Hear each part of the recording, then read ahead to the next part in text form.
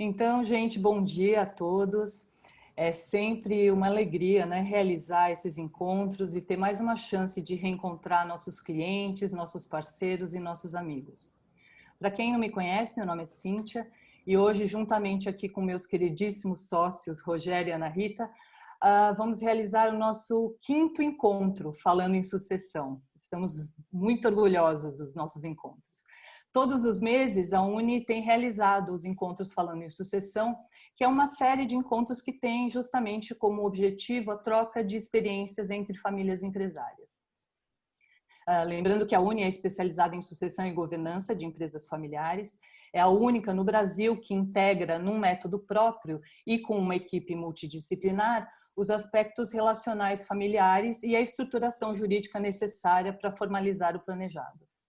A gente já atendeu mais de 200 famílias por todo o Brasil e acumula longa experiência prática em processos complexos de sucessão. A gente também tem vinculação acadêmica. A Ana Rita, a nossa sócia, é há 9 anos coordenadora do curso de empresas familiares da GV e todos nós somos professores, tanto na graduação como na pós. E mais recentemente temos a vinculação com o Baruch College, em Nova York. Vamos lá, como que vai funcionar a nossa dinâmica aqui, né? O encontro vai ter duração de 1 hora, todos vão poder fazer perguntas pelo chat. O Rogério vai cuidar disso e incluir as perguntas conforme a evolução do nosso bate-papo. Os microfones vão, portanto, permanecer fechados. O nosso convidado de hoje é muito especial. Ele é da terceira geração da construtora Carrilho, de Recife, membro do conselho dessa construtora e também da eólica, eu sempre erro esse nome, é Macaparana. Isso aí, né, Fernando? Isso aí. Foi sócio da Dânica Zipco e fundador e CEO da Cimentos Brasil. Foi para Harvard, é palestrante internacional, muito preparado, inteligentíssimo, filho de Antônio e Silvana, irmão da Mariana, sobrinho do Ricardo, neto do Dr. Carrilho e da Dona Terezinha, e veio aqui para bater um papo com a gente sobre o nosso tema de hoje, que são nossas holdings. A gente agradece muito, viu, Fernando, que você tenha aceitado o nosso convite tão prontamente. Eu vou passar a palavra para ele agora, para ele iniciar apresentando a família dele e também falando um pouco como tudo começou para a construtora Carrilho. Eu que agradeço aí o convite e já fiz essa palestra internacional, mas não me considero um grande palestrante, não. Espero poder aí passar um pouco da minha experiência, da experiência que nós tivemos dentro da nossa empresa familiar.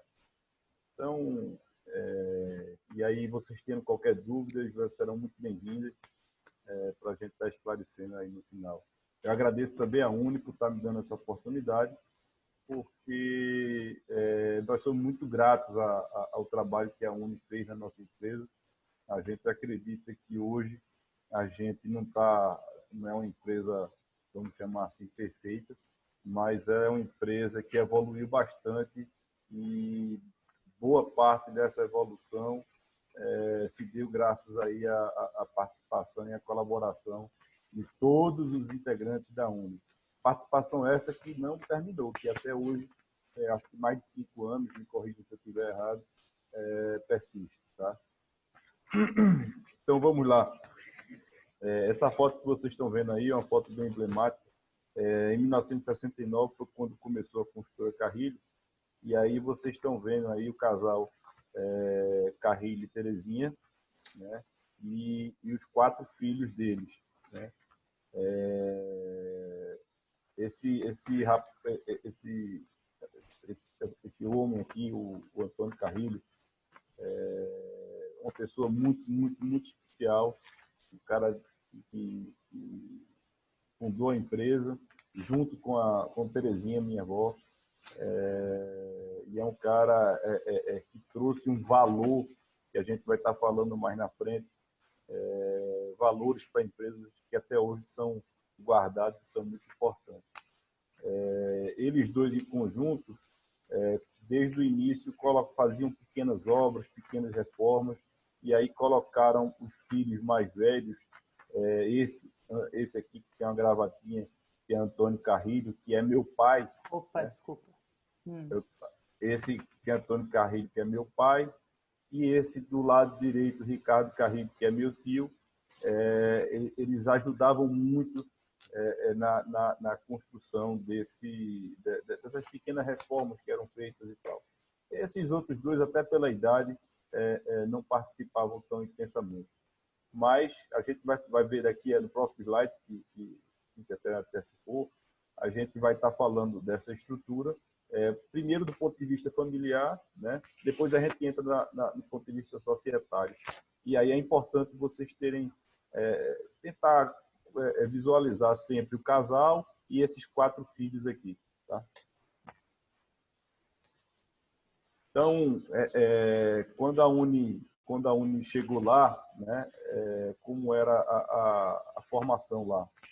A gente tinha o casal, Antônio e Terezinha. Esse X, infelizmente, significa que meu avô faleceu em 2015. Mas uma das coisas interessantes de se falar, que a gente vai abordar mais na frente, que esse trabalho da Uni ocorreu quando ele estava vivo. Tá? E aí a gente tinha esses 4 filhos aqui, Antônio e Ricardo, aqueles os filhos mais velhos, que eu disse a vocês, e Alice e Humberto, herdeiros também de Antônio e Terezinha. Né? E aí Antônio foi casado com Silvana, teve Fernando e Mariana, Fernando já é casado, já tem 3 filhos, Ricardo foi casado com Cláudio e hoje é casado com Beatriz, tem um filho de cada casamento, e a Alice, que é a filha mulher, ela é casada com Carlos Antônio, que tem 2 filhos. É muito interessante que esses filhos de Alice vão aparecer mais na frente, tá? E aí eles tiveram aí, também tem seus filhos, tá? E Humberto e Cláudia, né? Humberto, filho, casado com Cláudia e tem 2 filhos. Então essa é o desenho da nossa família, tá? Acho que é mais ou menos isso aí. Então, uma coisa interessante para a gente começar a abordar quando a Uni entrou, seria como ficaria, né? Foi uma das perguntas que andou em paralelo, como ficaria a questão societária da empresa diante do falecimento de Antônio e Terezinha, ou um dos dois, né? Isso é algo que é muito complicado, muito delicado de se tocar, porque a gente vai estar falando com eles sobre quando eles vão morrer, né? Então é um tema muito difícil, mas é algo que precisa, na minha humilde opinião, é algo que precisa ser enfrentado, né? No nosso caso, Antônio e Terezinha, eles em vida, né? Eles fizeram digamos assim, a doação das cotas para Alice, Humberto, Antônio e Ricardo, né? Mas eles permaneceram com o usufruto das cotas. Então, eles doaram, mas permaneceram com o usufruto. E aí, Antônio e Ricardo, também, nesse mesmo ato, já compraram aquilo que Alice e Humberto estavam recebendo de doação, né? Então, assim, Antônio cedeu a parte dele de Alice, cedeu a parte dele de Humberto, e Ricardo e Antônio já foram lá e já adquiriram essa participação. É super interessante, né, Fernando? Lembro bem dessa época em que o doutor Antônio, né, que todo mundo chamava de doutor Carrilho, fez essas reuniões com a gente. Então, é bom também contar um pouquinho dos bastidores, né? A gente fez reuniões com o Antônio, o Ricardo, a própria Maria Alice, Humberto, o doutor Carrilho e Dona Terezinha, e todos estavam alinhados no sentido de que o Antônio e o Ricardo que deveriam ficar na consultora Carrilho e que Maria Alice e Humberto não tinham o interesse de se tornarem sócios, né, da empresa, da consultora Carrilho, em decorrência do falecimento do seu Antônio, do Dr. Carrilho e da Dona Terezinha, quando isso viesse a acontecer. Então, esse alinhamento familiar, que estava ali, né, já entre eles, porque Antônio e Ricardo eram considerados cofundadores, eles, junto com o Dr. Carrilho, fizeram crescer, né, todo o grupo. Esse alinhamento ele precisava ser formalizado, e precisava ter um acerto, como você falou, né? Porque havia direitos hereditários ali envolvidos de Maria Alice e Humberto, por mais que eles não fossem entrar na Construtora Carrilho. Então, esse acerto super conversado e combinado foi feito em vida do Dr. Carrilho e da Dona Terezinha, de modo que quando ele veio a falecer, infelizmente, né, Fernando, como você disse, em 2015, toda essa situação já estava ajustada, né? Eu gosto muito de usar uma expressão quando meu avô faleceu e ele acredita, a família é muito unida, toda a família. E todo mundo era muito arrodeando meu avô, né? Meu avô era uma pessoa uma pessoa fantástica. E quando aconteceu do falecimento de meu avô, a gente com esse processo tem uma vantagem, a gente tem uma coisa legal, que é a gente poder sofrer a morte do meu avô, o falecimento dele. A gente não se preocupou com como é que ia ficar a empresa, como é que ia ser inventário, como é que ia ser aqui, como é que ia ser a parte burocrática da coisa, porque ela estava resolvida. Então, todos os filhos e os netos simplesmente se preocuparam vamos, entre aspas, curtir a perda do meu avô, entendeu? Então, isso foi algo bom dentro desse processo ruim de falecimento, mas algo importante, né? E a gente fez, né, Fernando, em decorrência do falecimento do seu avô, ele teve o inventário dele, né? Com as coisas que ele tinha, que ele quis manter no nome dele, que ficaram também para a Dona Terezinha. A gente apoiou o desenvolvimento do inventário do Dr. Carrilho, mas em nenhum momento as cotas da operação das empresas do grupo entraram nesse inventário, porque já não eram mais dele, né? Ele já tinha o usufruto das cotas, já havia sido feito o planejamento e a doação, tudo isso já tinha sido efetivado, de modo que, como não integrava mais o patrimônio dele, isso não foi para inventário e a operação não sofreu absolutamente nada. E nem houve nenhuma discussão, né?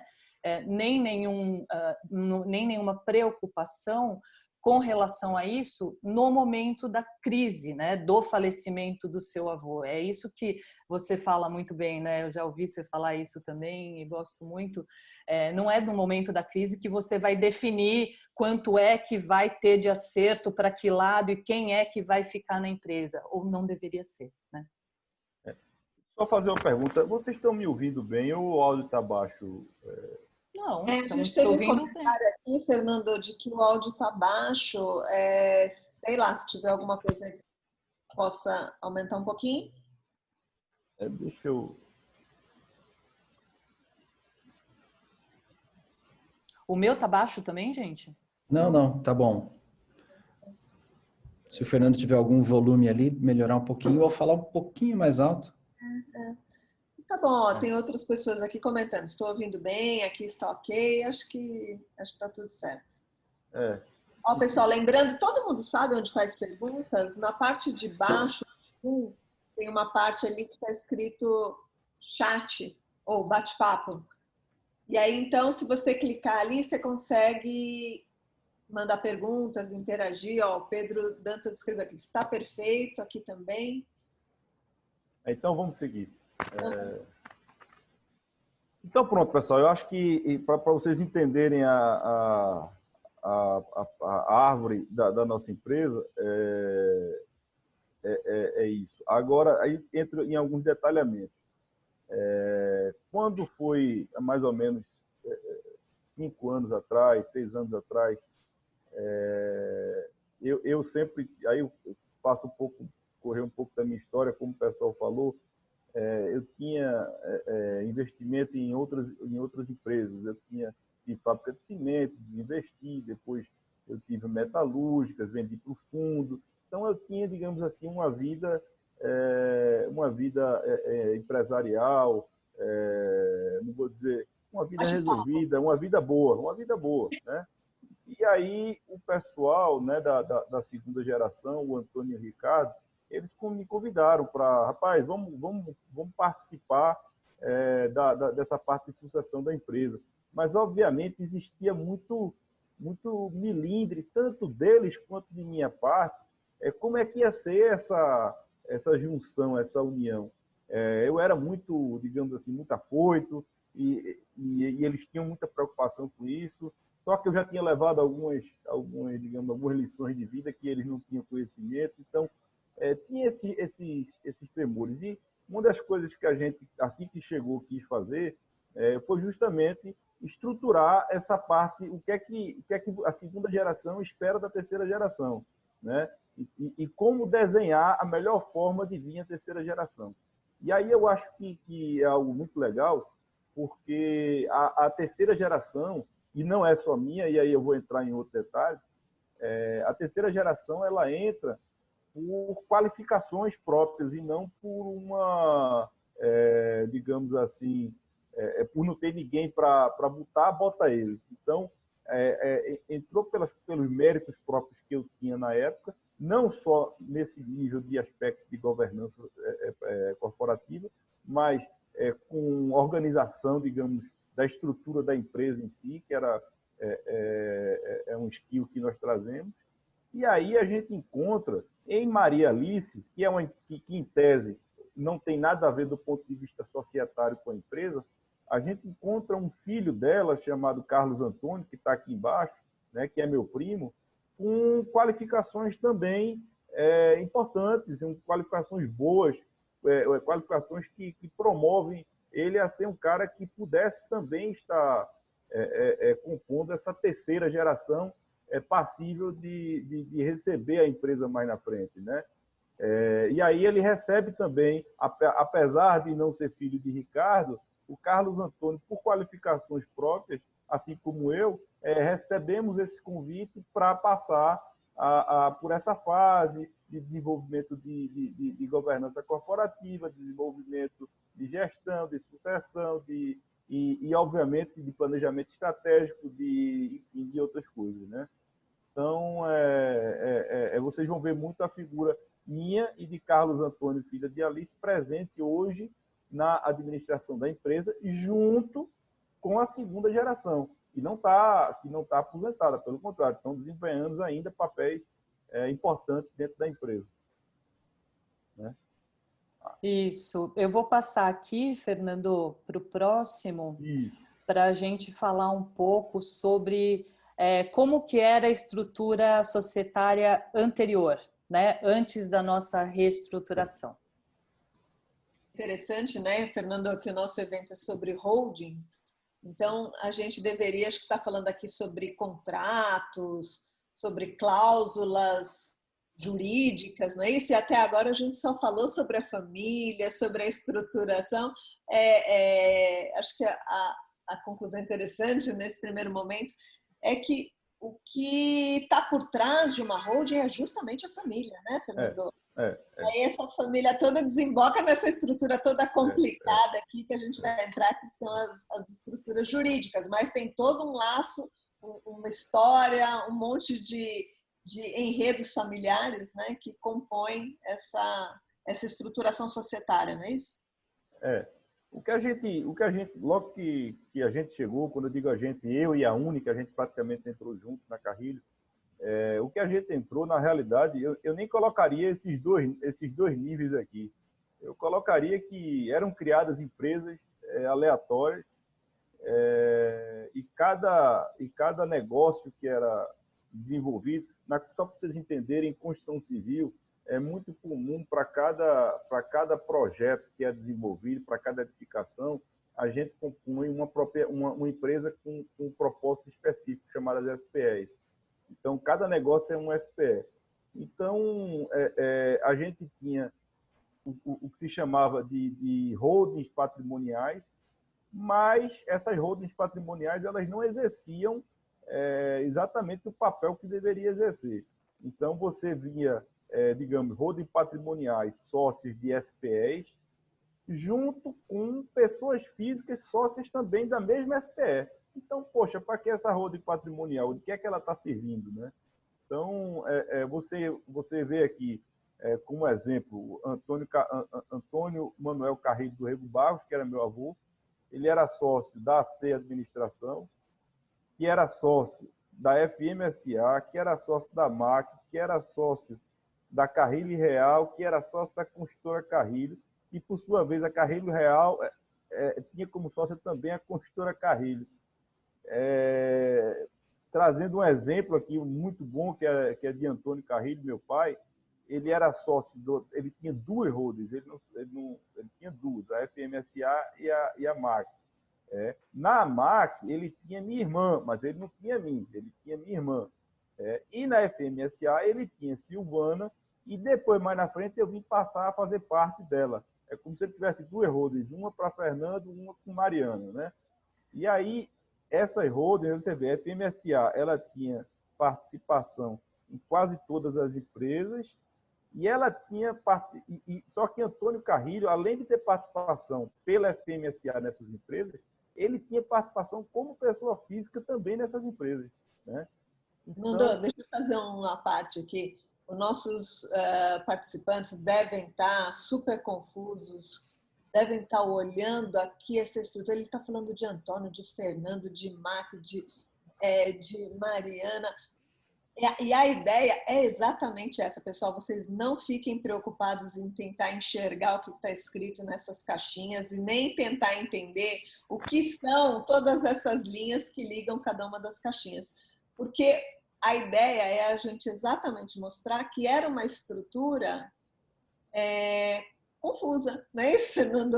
Onde a gente é um samba do crioulo doido aqui, né?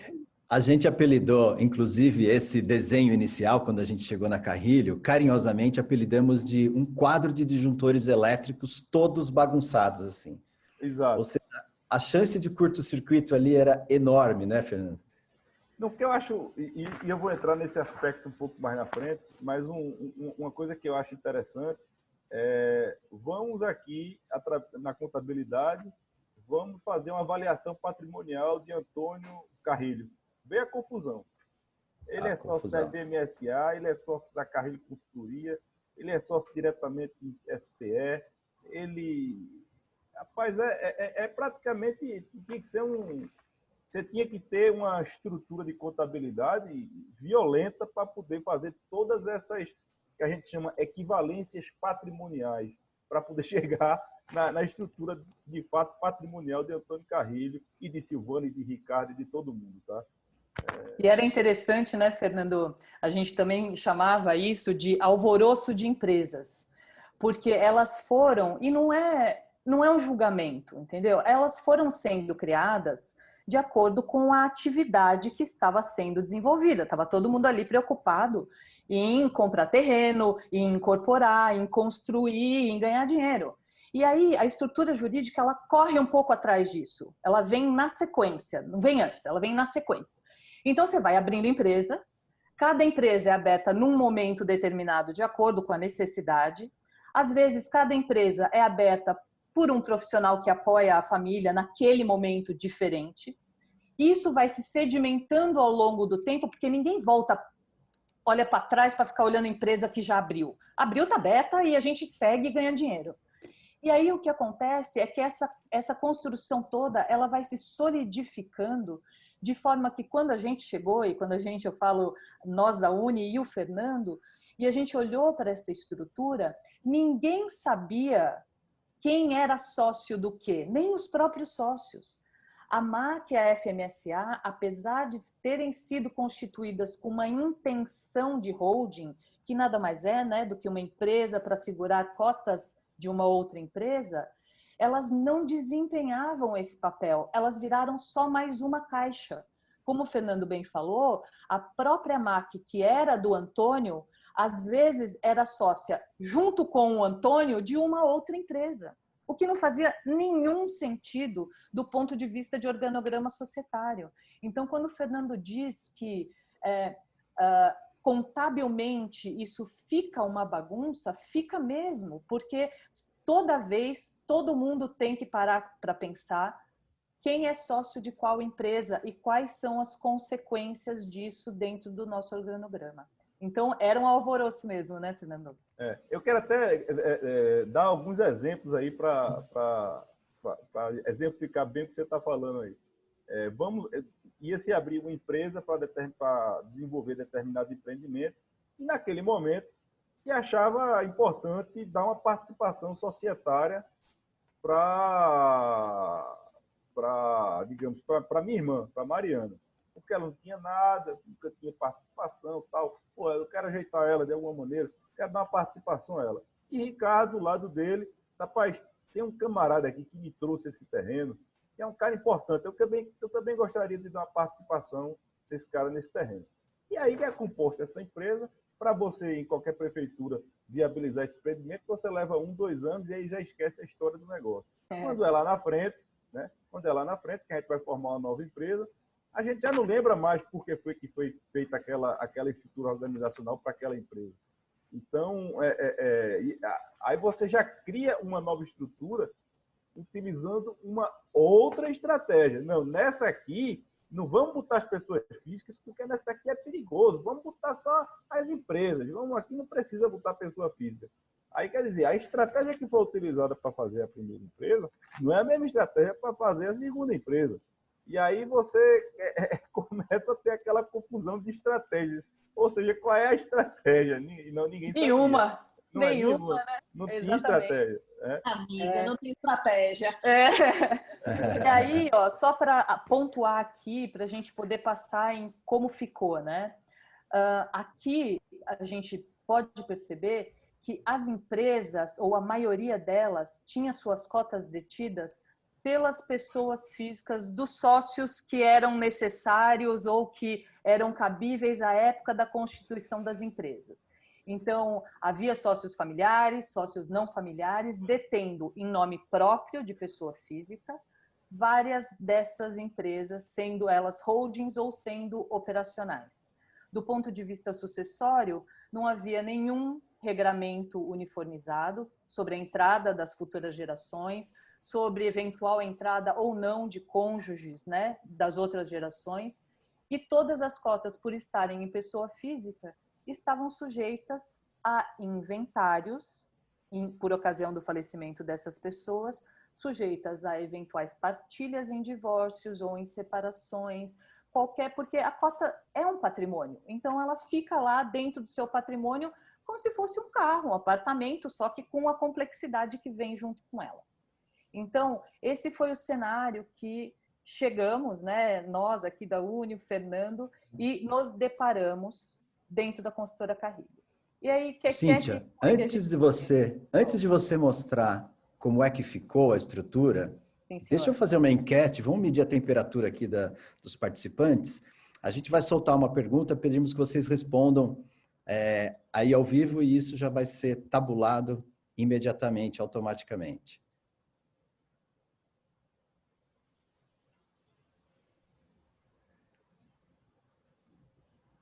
Ai, que chique isso, gente.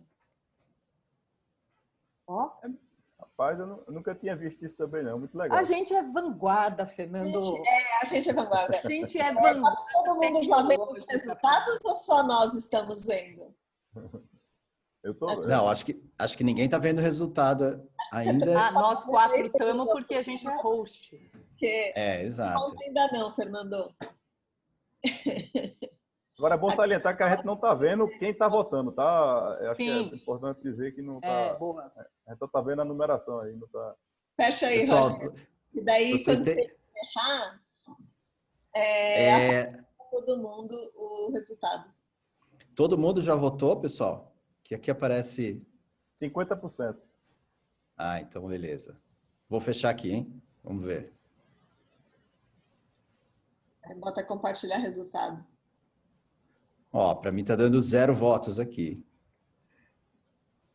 Apareceu para vocês aí? Não, você tem que colocar.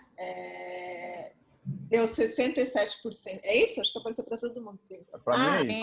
Estou escrevendo aqui. Agora apareceu 67% não tem, 33%. Ou seja, 1/3 tem holding já e 2/3 não tem holding. Perfeito. Legal, hein? Legal. Beleza, mas a gente tinha holding também. Agora, para quem não tinha... Chegou a minha fala, Fernando, é isso aí. Então vai, vamos ver a casa do Fernando arrumada agora. Rato aí, viu? Então, partindo desses desafios, né, que a gente tinha dentro da consultora Carrilho, ficamos assim.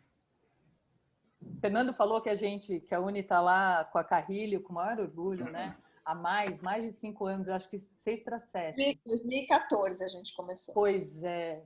E, pelo amor de Deus, não vão achando que a Uni estaciona dentro de uma empresa e fica 7 anos, né, lá dentro, numa consultoria contínua, para poder fazer a implementação de uma estrutura como essa.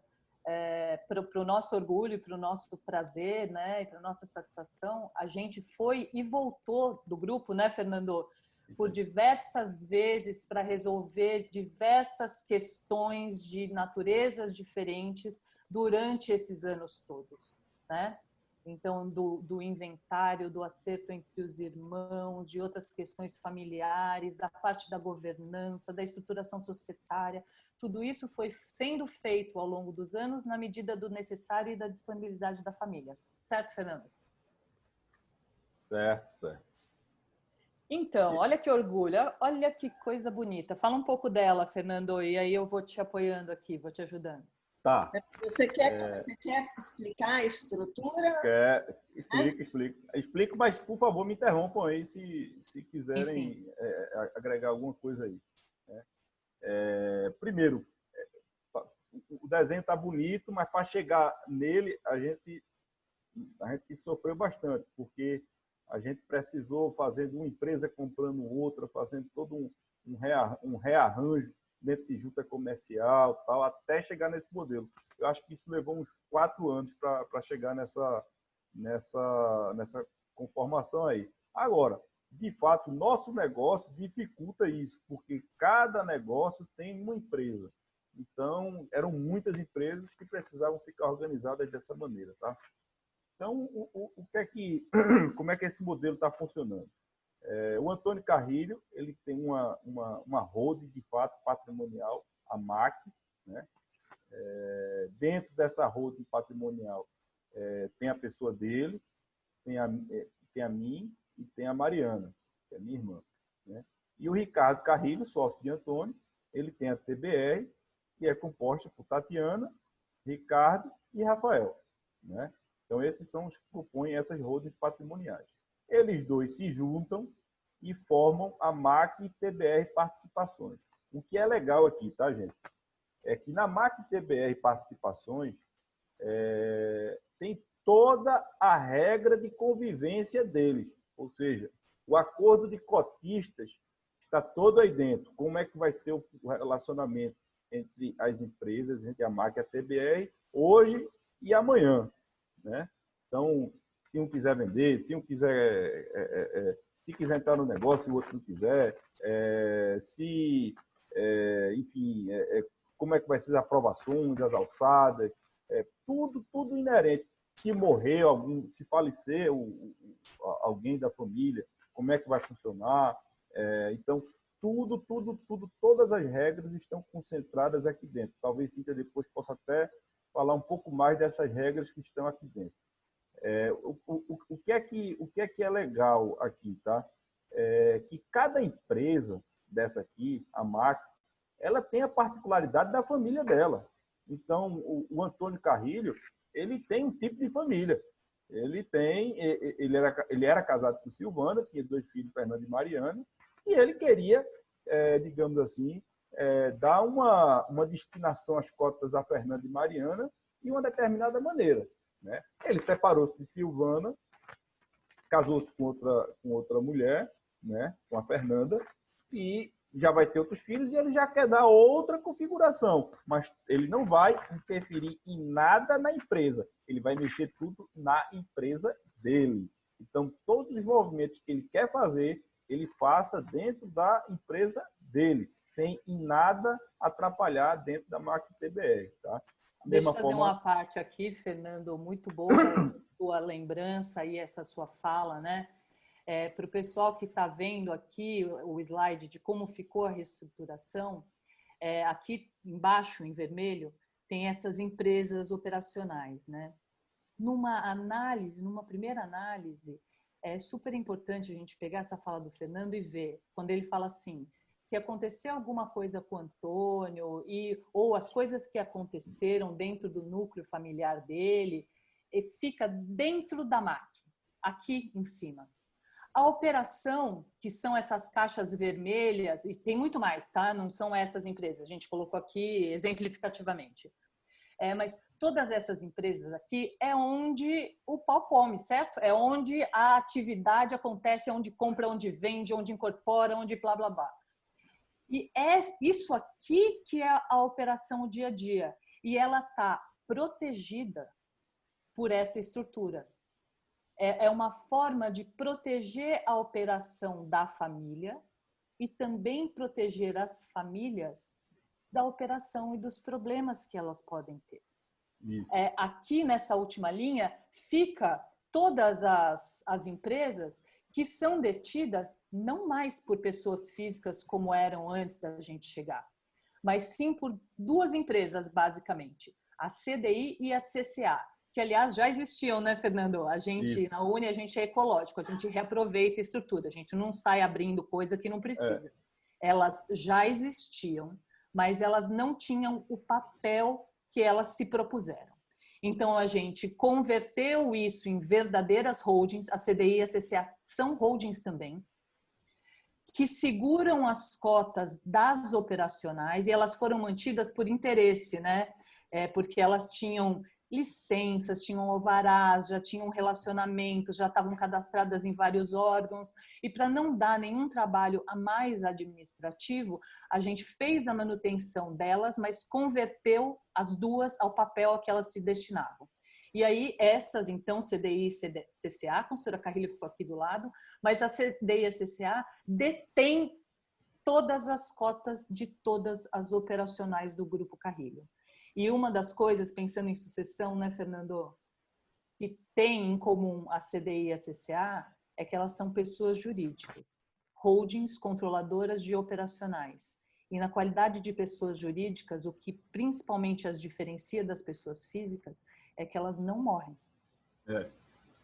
Elas não morrem nunca. E quando você segrega e começa a subir as pessoas físicas, veja, Antônio, Ricardo, estão todos lá em cima aqui, ó, pessoas físicas na nossa estrutura. Quando você começa a afastar essas pessoas da operação aqui embaixo, você provoca uma proteção da operação. Porque na medida em que eles ou seus familiares vierem a falecer, a operação aqui embaixo não tropica, não soluça, não se importa, não se impacta com o falecimento. É o que o Fernando falou. Aí a gente chora o falecimento das pessoas, a gente sofre, vive essa crise, mas a operação continua. No dia seguinte, no mesmo dia, ela roda como se nada tivesse acontecendo. Não tem alvará, não tem inventário, não tem juiz, não tem cartório, não tem absolutamente nada disso. Né? A gente, traduzindo não, falando um pouco mais aí sobre o que Cíntia falou, no nosso ramo de atividade, a gente compra muito terreno, né? E terreno sempre tem essa questão de pertencer ao avô que passou por filho, que já está na mão dos netos. E aí sempre tem aquele filho complicado, né? E aí eu queria botar como exemplo que eu seja o filho complicado, né? Então imagina se eu fosse sócio diretamente aqui. Só exemplo. Não, eu vou dar um exemplo aqui, só um exemplo, tá? Vamos supor que eu fosse sócio direto da Constan e da incorporadora Espinheiro. E aí meu pai vem a falecer, né? Eu posso, eu quero interromper as atividades dessa empresa até que esse inventário se resolva. E aí eu estava interferindo na operação da empresa, né? Agora não. Agora sim, nesse formato que está aqui desenhado, não. Ocorreu de Antônio falecer. Fernando é um cara complicado. Ele vai discutir com Mariana em cima da máquina. Aqui embaixo continua a operação normalmente. Ela não mexe, ela não sofre nenhum tipo de influência. Isso é muito legal. Tem uma pessoa pedindo esclarecimento aqui sobre o desenho, perguntando se as únicas sócias da CDI e da CCA são a MEC e MEC-TBR? Exatamente. Elas são a Construtora Carrilho, a CDI e a CCA, elas são empresas Eireli. Elas têm um único sócio, que é a MAC-TBR. Né? E aí eu respondo por quê. Nós trabalhamos com obras com a Caixa Econômica, financiadas pela Caixa, pelo programa Minha Casa Minha Vida. E aí a gente tem uma coisa chamada GERIC. GERIC é um cadastro com o limite de crédito, com toda a história da empresa. E onde é que está nosso GERIC, nosso limite de crédito e o nosso histórico com a Caixa? Está dentro da CCA, está dentro da Construtora Carrilho e está dentro da CDI. A gente não poderia matar elas, né? A gente tem sempre que manter, inclusive as nossas certificações, ISO 9000, ISO 14000, ISO 18000, OSAS, tudo estão dentro dessas empresas. Então a gente ia ser muito sacrificoso para a gente se livrar dessas empresas, deixar que elas desistirem. A gente ia perder esse cadastro. Aí a gente manteve essas empresas, e aí o que é legal? Cada SPEzinha que eu crio aqui embaixo, e como o pessoal bem falou, aqui é uma pequena fração, hoje em dia já são várias, a gente junta a CCA com a Carrilho. Então, a Carrilho com, sei lá, 10% e a CCA com 90%, ou a CDI com 50% e a Construtora Carrilho com 50%, ou 60% da CDI com 40% da CCA. Sempre vai ser igual, porque o sócio é sempre a marca TBR. E a gente vai criando as SPEs. Inclusive, é um troço legal. Por quê? Porque a gente consegue criar empresas e deixar na prateleira. Porque muitas vezes ocorre de a gente ter uma compra de um terreno e essas compras geralmente são demoradas. Mas, por incrível que pareça, de vez em quando aparece uma que tem que ser para outra semana. Então, a gente já tem aquela empresa para comprar aquele terreno e ela já está criada. Por quê? Porque a gente já sabe qual é a estratégia, diferentemente de antes. A estratégia é uma dessas duas. Né? Não, mas a estratégia de Antônio agora é dar um pouco de mais para Mariana. Ele que resolva essa situação dentro da holding dele. Né? Porque aqui embaixo, essa estratégia daqui para baixo está resolvida a nível de sociedade. Né? Então, assim, a gente tem umas 3 ou 4 empresas, para você terem ideia, na prateleira. Empresas que a gente já está pronta lá para assim que a gente comprar um terreno, a gente utiliza ela. Muito bom. E assim, pegando essa pergunta da pessoa que fez, a MAC e a TBR, a MAC TBR, essa aqui, né? Ela foi idealizada como uma holding controladora unificadora. Por isso que as de baixo, elas são Eirelis. Se você pegar o contrato social da CDI, ela só tem uma sócia, que é a MAC-TBR. E a MAC-TBR, essa daqui, ela serve como o palco, o local da estruturação e da implementação da governança do Grupo Carrilho. Então, é aqui que está o acordo de sócios, é aqui que a gente unifica as decisões, é aqui que a gente cuida da gestão para baixo. A dona do troço todo é a MAC e a TBR, porque ela detém as 3 de baixo e que, por consequência, em percentuais diversos, que, como o Fernando bem lembrou, não importam, detém todo o restante do grupo. De forma que ele consegue ter, então, essas empresas que ele chamou de prateleira, querendo dizer prontas, né, para grudar automaticamente embaixo da CDI e da CCA ou da Construtora Carrilho, e tudo que você conecta ali embaixo, já tem todas as participações societárias definidas, todas as regras de funcionamento definidas e, do nosso ponto de vista, super importante ressaltar, tem todo o regramento sucessório também definido. Então, eu quero adicionar um ponto importantíssimo aí que influencia muito no meu dia a dia. Que é aquilo que a gente falou lá no começo, que é a contabilidade muito mais simplificada, a controladoria muito mais simplificada. Hoje eu sei exatamente a situação patrimonial da MAC. Ela é 50% da MAC-TBR, porque ela é o resultado direto dessas empresas aqui. eu diminuo a quantidade do que a gente chama de equivalência patrimonial. Então, é muito mais... A gente pensa, não, vamos criar uma estrutura, vai dificultar a parte contábil, muita empresa, tal. Pelo contrário, antes era muito complicado. Agora, muito mais simples você fazer a gestão contábil, a gestão patrimonial dessas empresas, tá?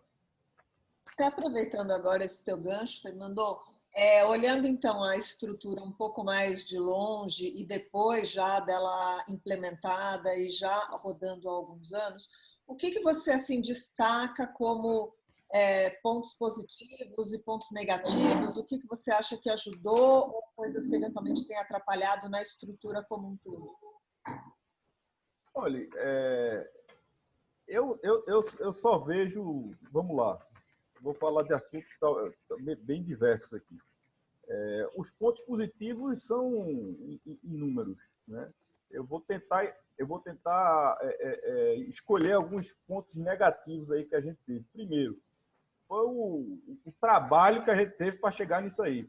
Foi bem duro, foi difícil. É um trabalho difícil, tanto de diálogo com os sócios, quanto da parte de registrar isso, regulamentar isso a nível de junta comercial. É bem trabalhoso. Isso é um ponto importante. O segundo é uma falha do nosso setor, né, que não se aplica a todo mundo, mas eu achei engraçado porque eu estou investindo, a empresa está investindo em uma nova praça, né, e aí a gente está entrando em parceria com uma outra empresa. E aí eu conversando com a Cíntia sobre estrutura e tal, e aí ela me perguntou, ô Fernando, e como é que estão os contratos com a Caixa? Está sendo em nome das SPS, tal? E tá, tudo direitinho. Assim. Mas só quem está assinando, então, são as empresas operacionais. Eu digo, não. Os avalistas estão assinando. Então, assim, o banco, quem quer enxergar isso como uma blindagem patrimonial, não está equivocado. Né? O banco, ele, infelizmente, enfim, para a gente pouco importa, né? Mas o banco, ele quer sim o aval dessas pessoas aqui, porque eles também têm os patrimônios nas pessoas físicas, né? Mas meio que fere um pouco o trabalho que a gente desenhou aqui. O ideal era que o banco se restringisse a essas empresas que estão aqui embaixo. Isso é um dos pontos que eu diria que é falhos, né? Legal. Fernando, deixa eu aproveitar o momento. Como a gente tem como pano de fundo sempre o tema da sucessão, né? Por que a gente está aqui falando de holding, de estruturas, etc. A gente está falando disso por conta da importância de fazer um planejamento sucessório. Eu queria soltar a segunda enquete. Letícia, se você puder soltar para a gente, para todos responderem, e ela tem a ver, né, com o nível de prontidão aí das famílias na questão dos seus planejamentos sucessórios em suas famílias empresárias.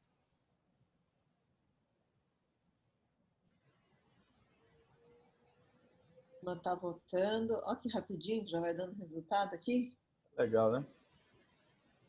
É legal. Só que não está todo mundo vendo, não. Isso aqui é legal. Só a gente. Pode encerrar aí, Lê. Vamos encerrar. Agora todo mundo vê o resultado.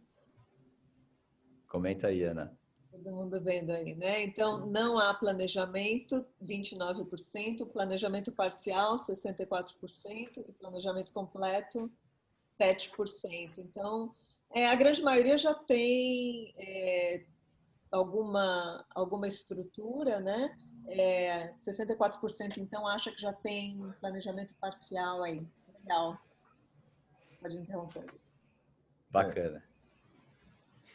E eu tenho uma outra pergunta, tem uma pergunta aqui do Roberto Achebon, que é membro de uma família empresária. Ele queria saber, a pergunta mais dirigida à Cíntia aí, se existe modelo pronto para a constituição de holding, se isso é um padrãozão, como é que funciona? Ótima pergunta, Roberto. Assim, até um bom gancho para a gente falar o seguinte. A consultora Carrilho, o Grupo Carrilho, é um grupo grande, né? Várias empresas, várias atividades. A gente viu a necessidade aqui, vocês podem olhar, se a gente contar aqui, a gente tem 1, 2, 3, 4, 5, 6 holdings na estrutura deles, com papéis diferenciados e motivos de existência diversos. Só que há empresas muito menores e também muito maiores que merecem esse mesmo cuidado e essa reestruturação, mas não baseadas num modelo, baseadas nas necessidades pontuais do grupo. Talvez, como o Fernando bem lembrou, se a CDI e a CCA não tivessem esse papel desempenhado dentro da estrutura, a gente tivesse limado com elas do nosso planejamento, né, Fernando? Se talvez a gente não tivesse a necessidade de consolidação pelo número de empresas, talvez a MACTBR, aquela azul do meio, também não existisse. Precisa sempre ter 5, 7 holdings? Não. Pode ser que seja uma só? Pode ser. Pode ser que seja uma para cada núcleo familiar, como é no núcleo do Antônio e do Ricardo, para a segregação das questões nucleares? Pode ser. Poderia ser uma só com eles, 2 sócios de uma holding familiar única? Poderia ser também. Tudo, essa estrutura, ela decorreu, ela foi uma consequência direta dos entendimentos familiares, das necessidades, dos alinhamentos, das preocupações, das expectativas dessa família. E então foi o jurídico que correu atrás da família, não a família que teve que se encaixar num modelo proposto pela ONU. São coisas muito diferentes.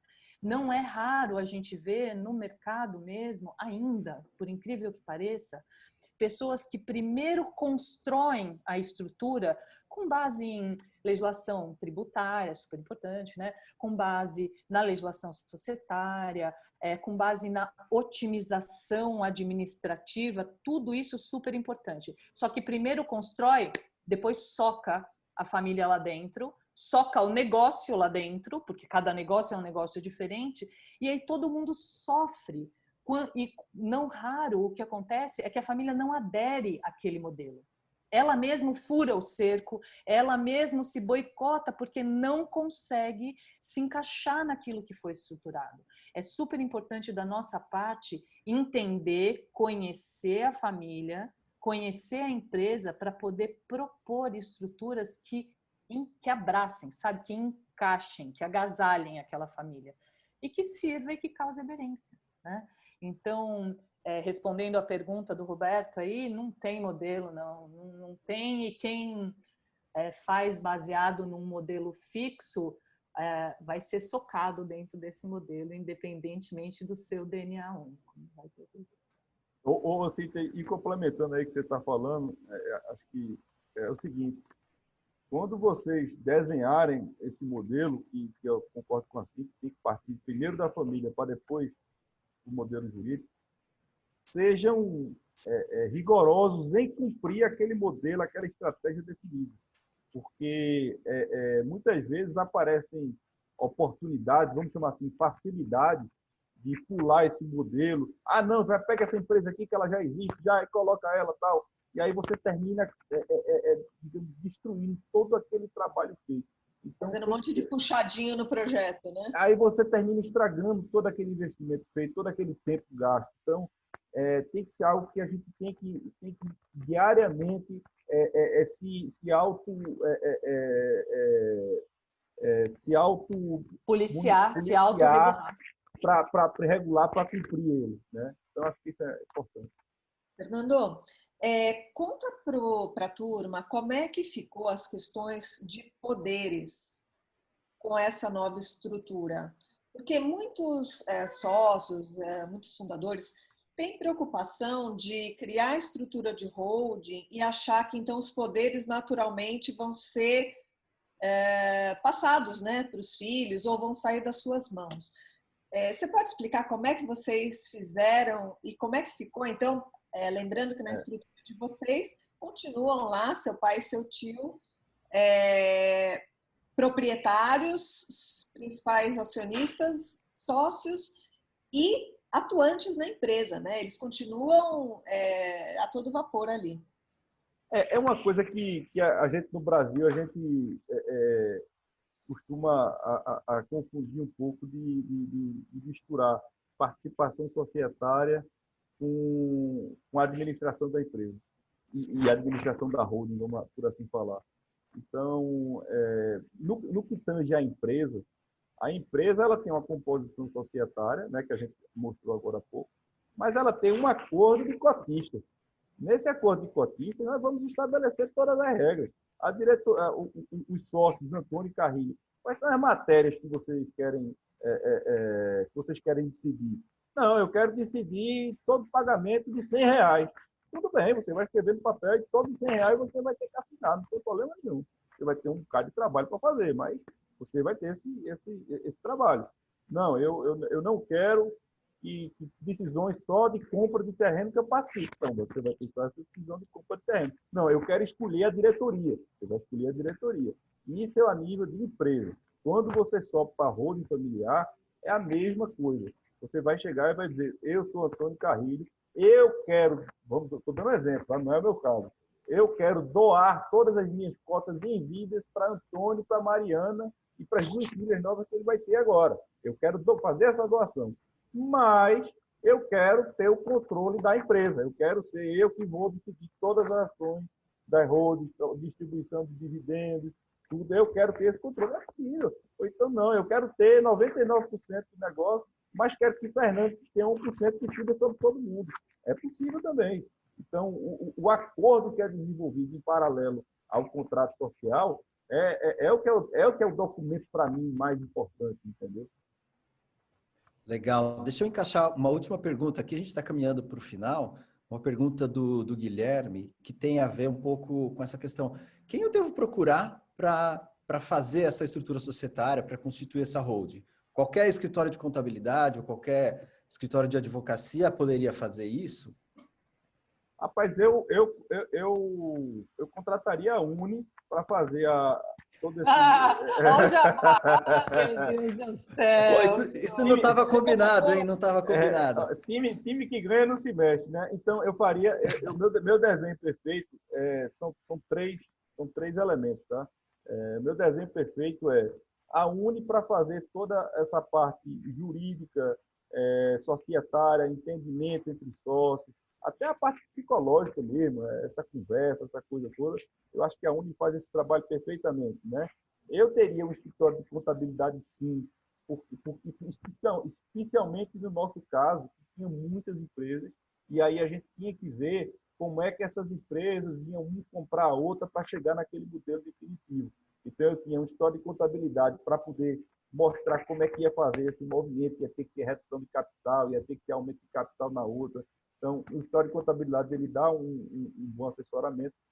E um terceiro, que eu não sei nem se é foco desse assunto agora, é uma empresa de gestão. É uma empresa que vai entrar no dia a dia para dizer, olha, a atividade que o Fernando vai desempenhar vai ser essa, ele vai ter essa alçada, ele vai...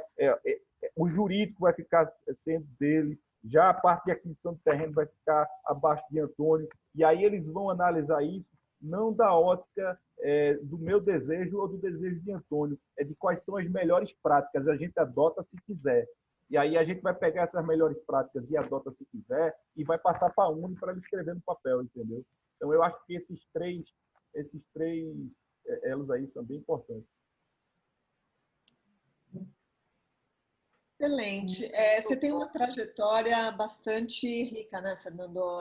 Além do fato de você ser herdeiro e sucessor na Carrilho, você também teve outras experiências como empresário, como empreendedor e chegou a vender um negócio que você empreendeu e vendeu para um fundo, né?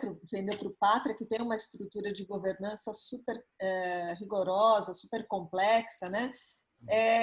Assim, caminhando um pouco para a finalização do nosso encontro, você poderia contar para a turma como é que foi essa sua experiência de vivenciar uma governança de um fundo, né, com regras super rigorosas, né, e aí fazer essa comparação com o ambiente de uma empresa familiar? Gente, eu saí de dois mundos completamente diferentes. Eu trabalhava com com o Fundo Pátria, ele era sócio de 50%, eu dos outros 50%, e eu também não conhecia muito pouco sobre governança corporativa, e eles me ensinaram, assim, o dia a dia me ensinou bastante sobre governança, sobre direitos, deveres, obrigações. Aí entra também em regras de compra, venda, stock option, drag along, tag along, coisas inerentes a fundo, abertura de capital, enfim, um mundo totalmente diferente. Saí desse mundo e fui para o mundo de uma empresa bem-sucedida, uma empresa que funcionava, mas que precisava ser totalmente reorganizada internamente. Agora, as pessoas com quem eu ia lidar era com meu pai e com meu tio. É fácil, muito difícil. Muito difícil. Eu diria que foram anos muito difíceis na minha vida, porque a gente, muitas vezes, eu preciso ser imparcial, eu não posso ter lados, é assim como eu trabalho. Eu não sou do lado de Ricardo, eu não sou do lado de Antônio, porque é meu pai, então eu tenho que ser imparcial, eu tenho que dar a César o que é de César, né? Então, mas muitas vezes isso frustrava um, isso frustrava outro, e no fim de semana eu tinha que estar com essas pessoas, e aí eu tinha que tratar com o pai, tratar com o tio, e no outro dia eles eram, mais uma vez, pessoas que eu estava negociando. Então, são mundos completamente diferentes. Foi muito difícil, é difícil na realidade, não foi, é difícil, mas está mais fácil, muito mais fácil, graças a esse trabalho que foi feito. Não só esse. A consequência desse trabalho foi logo em seguida a gente ter rumado para um planejamento estratégico em cima de orçamento, em cima de valores, em cima de culturas, em cima de visões, em cima do que a gente quer ser daqui a 10 anos. Tudo isso foi sendo conquistado, mas essas coisas só puderam acontecer porque primeiro foi feita uma base, e a base foi essa estrutura bem definida, entendeu, gente? Então, hoje é difícil trabalhar com a família, é difícil. Eu não estou dizendo que é porque eles são ruins ou que são bons, é porque família tem problemas, todas as famílias, né? Mas o trabalho é muito mais fácil depois da gente ter toda essa parte organizacional bem definida. E aí eu digo, não só essa estrutura que a gente está falando aqui agora, partir depois para um planejamento estratégico. Poxa, o que é que a gente está daqui a 10 anos? Quais são os valores de meu avô que a gente quer manter na empresa, né? A gente tem coisas muito interessantes. Lá na Carreiro, por exemplo, a gente não consegue fazer um empreendimento de altíssimo luxo. Por quê? Porque não está no raiz da empresa, não está no DNA, não vai conseguir. Então, vamos escrever isso. Por quê? Porque tira do radar da gente, tira do foco, não entra mais em discussão. Então, da mesma forma que a gente também não vai entrar em loteamento. Não, porque não está no radar, a gente não conhece, a gente não quer, a gente não tem interesse. Então, na medida que você começa a escrever, começa a definir os valores, é muito mais fácil. Os valores são importantíssimos. A gente sempre entrega mais do que o cliente quer. Isso parece propaganda, mas não é. É para quando eu for desenvolver o projeto. Eu estou agora em São Paulo, desenvolvendo novos projetos aqui. Eu não vou desenvolver um projeto me equiparando por baixo. Eu tenho que me equiparar um projeto por cima para vender mais caro, porque está na cultura da empresa esse tipo de coisa. Então, mas para isso tudo poder ter sido escrito, foi necessário esse trabalho inicial de criação de holdings, de definição de empresas, de definição de poderes e tarefas. Aquela outra empresa que eu falei a vocês, ela foi muito importante para definir esses níveis de decisão dos antigos, da segunda geração. Ou seja, os poderes que eles querem ter. Eles conversaram, eles disseram, o cara pode até dizer, olha, isso é muito eficiente, não. Mas o dono da empresa disse, tá bom, não é eficiente, mas eu quero. Tá bom, então eu vou mudar, entendeu? Então, assim, essa que eu queria passar. Maravilha. Olha, estão chegando mais umas perguntas aqui, mas a gente vai encerrar. É uma delícia ficar com esse gostinho de quero mais, então sigam a gente nas nossas redes sociais. No dia 11 de novembro é o nosso próximo encontro, coloquem aí já nas suas agendas. Fernando, queria te agradecer muito pela sua abertura, pela sua disposição, pelo seu tempo. Você é um cara brilhante, a sua família é excepcional. São empresários espetaculares e são pessoas maravilhosas. Foi muito gostoso mesmo estar aqui hoje com você e tenho certeza que todo mundo aproveitou muito esse encontro. Eu quero destacar mais um ponto só das nossas atividades de educação, que a gente vai iniciar um curso focado em finanças. Aliás, Fernando, você poderia até ser um dos nossos professores, hein? Você é super especializada aí no assunto. Verdade, Ana! A gente vai começar um curso de finanças para sócios, que a gente percebe que é uma área muito carente e todos os sócios, mesmo que não atuem na empresa, mesmo que não venham a atuar nunca, precisam saber ler uma DRE, precisam saber o que é uma alavancagem, precisam olhar alguns indicadores e saber se a empresa está indo bem ou mal, né? Então, nós vamos começar, né? E nós vamos começar, então, um curso focado para sócios, né? Um curso de finanças para sócios. Começa no dia 18 de novembro, são 4 manhãs de quartas-feiras. A gente vai divulgar também nas nossas redes sociais. Então, estejam atentos, sigam a gente. Depois desse encontro, vai também estar disponível no YouTube, né? Então sigam lá no YouTube, estamos tendo alguns comentários aqui, se tiver alguma pergunta que não foi respondida, depois a gente manda por escrito, mas a gente está passando aqui do nosso tempo. Então é isso, pessoal. Roger, você está sem som. Eu queria só ler rapidamente, ó, tem uma série de feedbacks aqui, muito bom, obrigado, parabenizar o palestrante, parabenizar a Uni, parabéns, foi muito, muito, muito bom. Fala fácil, Fernando, super legal. Ó, feedbacks muito positivos. Que bom que a gente deve ter atingido nossos objetivos hoje. Isso aí. Obrigado. Obrigada, Fernando. Obrigada a todos. Obrigada, Fernando. Eu que agradeço pela oportunidade. Obrigado a todos por terem me ouvido. Obrigada. Tchau, gente. Bom dia a todos. Tchau, tchau. Muito obrigado. Tchau, tchau.